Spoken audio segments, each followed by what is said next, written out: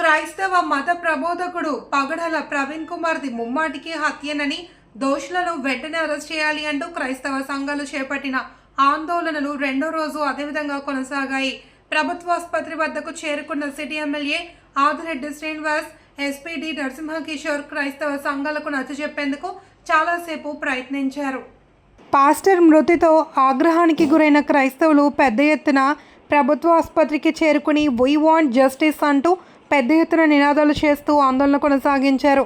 MLA Adireddy, SP నరసింహకిషోర్తో పాటు AP pastors fellowship అధ్యక్షుడు ప్రతాప్ సిన్హా, కొమానపల్లి క్రైస్తవ సంఘాల నాయకులతో మాట్లాడారు. ఆదిరెడ్డి మాట్లాడుతూ పాస్టర్ ప్రవీణ్ కుమార్ మృతి ఘటనపై సీఎం చంద్రబాబు ఇప్పటికే ఫోన్ ద్వారా వివరాలు తెలుసుకున్నారని, పారదర్శకంగా కేసు విచారణ చేసి నిందితులకు కఠిన శిక్షలు పడేలా చేస్తామన్నారు. సీఎం చంద్రబాబు సమగ్ర దర్యాప్తునకు ఆదేశించారని, ఎట్టి పరిస్థితుల్లోనూ దోషులను వదిలిపెట్టేది లేదని స్పష్టం చేశారు. ఆయన మృతిపై తమకు కూడా అపోహలు ఉన్నాయని వాటన్నిటినీ నిగ్గు తేల్చుతామన్నారు. కూటమి ప్రభుత్వం క్రైస్తవులకు ఎటువంటి ఇబ్బంది కలగకుండా అన్ని చర్యలు చేపడుతుందని భరోసా ఇచ్చారు. ఎస్పీ మాట్లాడుతూ ఈ ఘటన చాలా దురదృష్టకరమని, ఇప్పటికే పాస్టర్ మృతిపై కేసు నమోదు చేశామని, నిందితుల కోసం 5 ప్రత్యేక బృందాలు గాలిస్తున్నాయన్నారు. ఎవరి మత విశ్వాసాలకు భంగం కలగకుండా విచారణ చేసి నిందితులను అరెస్ట్ చేస్తామని తెలిపారు. ఎవరికి ఎటువంటి అనుమానం ఉన్నా పోలీసుల దృష్టికి తేవాలని కోరారు. ప్రతాప్ సిన్హా మాట్లాడుతూ ఈ ఘటనతో క్రైస్తవులు చాలా ఆందోళనలో ఉన్నారని, కేసు విచారణకు సిఐడికి అప్పగించాలి అని కోరారు. ఒక మతంపై వేరొక మతం విద్వేషాలు పెంచుకోవడం మా యొక్క ఉద్దేశం కాదు.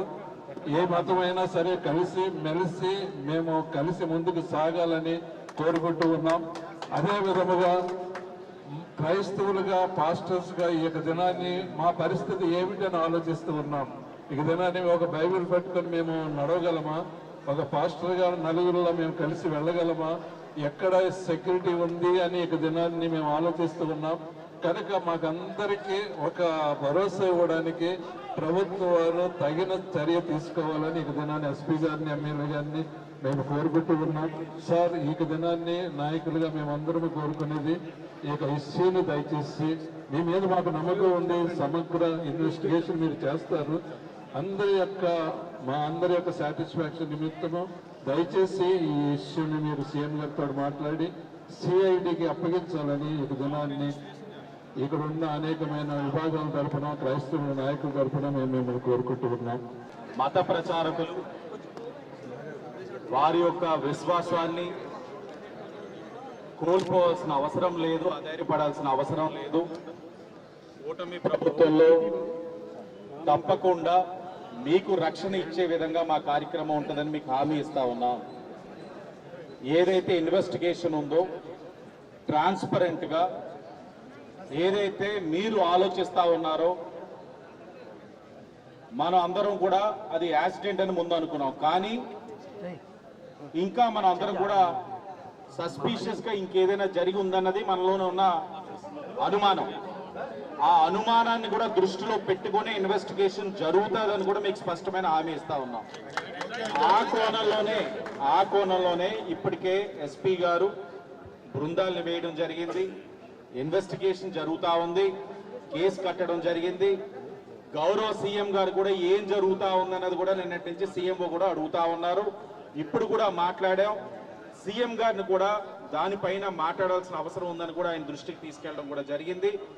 రాష్ట్రంలో చాలా ప్రశాంతమైన వాతావరణం ఉంది. ఎవరికి వారు మత ప్రచారాలు చేసుకుంటారు. ఒకరిపైన ఒకరికి గౌరవం ఉండాల్సిన అవసరం ఉంది.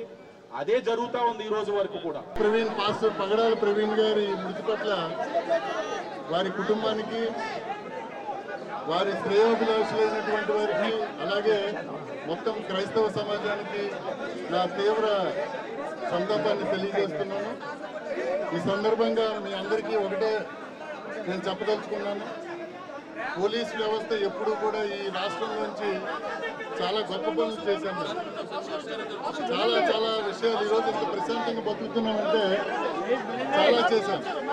సో ఇందులో మొట్టమొదటిది ఏదైతే అనుమానం వ్యక్తం చేశారో వెంటనే ఆ కేసుని 174 అనుమానాస్పద మృతి కింద కట్టడం జరిగింది.